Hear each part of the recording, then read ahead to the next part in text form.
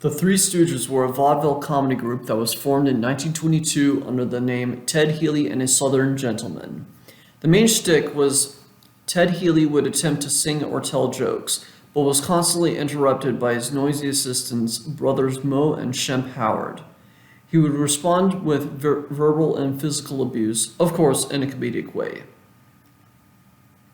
They made a few shorts with MGM during this period, and eventually comedian/violinist Larry Fine joined the group, and Shemp was replaced by younger brother Jerry, who was given the nickname Curly, but actually shaved his head, I guess as a joke. In 1934, the group decided they didn't want to play second banana to Healy and parted ways with him, although from what I've heard, their split was actually pretty amicable. They also signed a deal with Columbia Pictures and made several short films with them in the 1930s and 1940s. These are the short films the group is most well known for, and the ones that I will give my thoughts on.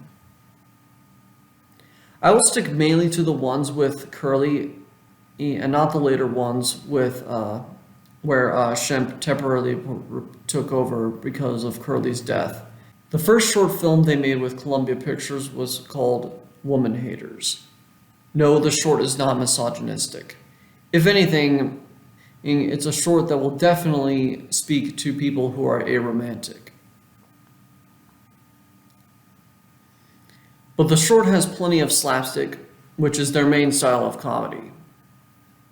But it also has some interesting artistic decisions. This is the only short film from this era, at least, that has digestive music throughout. All of the other shorts only have digestive music at the beginning and end of them. Also, in Woman Haters, all the dialogue is actually rhymes to add to the musical nature of the short film. Now, as for the other short films in general, some people would say that they are not really story-based, and they're not entirely wrong. However, I would argue the stories in these shorts are important to an extent. The stories only have one purpose, and that purpose is to contextualize the gags. But this approach could easily fail depending on if the gags are funny or not. But let me tell you, it works so fucking well. Because the gags are funny. And actually really funny. The slapstick is just so fucking great. It has both unintentional and intentional violence, and is actually pretty creative. Yes, they do reuse some jokes, but never ad nauseum. Even when a reused joke comes up, I mostly didn't care because it was just that damn funny.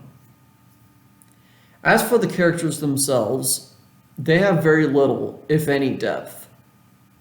But I will say Moe is probably the smartest out of all three, but that's not really saying much. Still, I can't help but feel his pain in having to deal with two idiots around him. But then again, I get mad at none of them. For two reasons. Curly has a very zany style that is too fucking charming to get mad at. The second reason is that the three always have a good heart, and when they do hurt innocent people, it is never intentionally. Besides, in the short film Cash and Carry, they tried to help a crippled boy and his sister pay for the boy's operation, which is a good thing. This proves you can be funny without being a total fucking jerk. But the short stories are often really creative as well. There are short films that have them in boxing tournaments, working at restaurants, having them in the Old West, having them work as firefighters, and even having them in the army. Actually, their war-themed short films are probably some of their best work. They have plenty of fucking glorious slapstick and have some real fucking bite and memorable moments. Yet, they still manage to be patriotic. That is goddamn amazing. I mean, Some of the ones where they mock the Nazis have have a slightly joking message at the beginning that says anyone who bears any resemblance to the people in this film is better off dead or some shit. I say slightly because they're right. But I do want to mention the short film Disorder in the Court. Why? Because this one manages to make a courtroom session funny, and actually really funny. That is fucking amazing, considering courtroom sessions are almost never funny.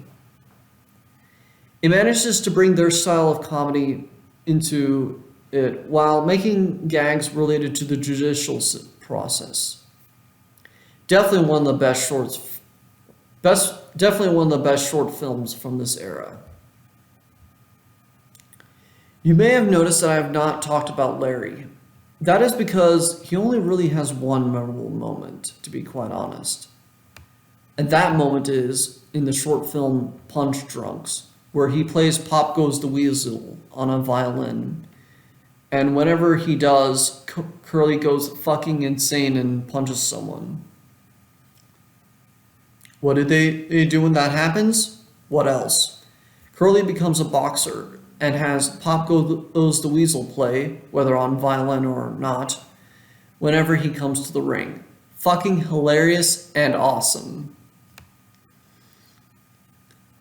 Actually, this is a good time for me to address the lack of digestive music in these shorts. I think it adds to them. The short films don't really need music unless absolutely necessary. It gives them a unique tone that is difficult to replicate. It is also very possible that these short films subscribe to the philosophy of absurdism. The shorts often end on bizarre notes, and there are some weird gags with food, like using a piece of a couch as batter for a cake. I think these gags allow and encourage us to embrace the absurd shit that is going on, which is something we should do in life in general. Admittedly, the short films started to become weaker by 1945, but overall, the Three Stooges short films are slapstick comedy at its absolute fucking best. There is a reason that many of these short films are continued to be watched to this day by many people, myself included. They may not be appreciated by everyone, but they have always made people laugh, and laugh really hard. Both kids and adults can enjoy them, which really does speak to how well crafted these gags and short films in general really are. The Three Stooges are a comedy group that were unlike many before and even after, and one that gets the fucking Spike Robot badge of approval. If you like this video and you want to see more, be sure to subscribe. Anyway, take it easy. I'm Spike Robot, and support our troops. From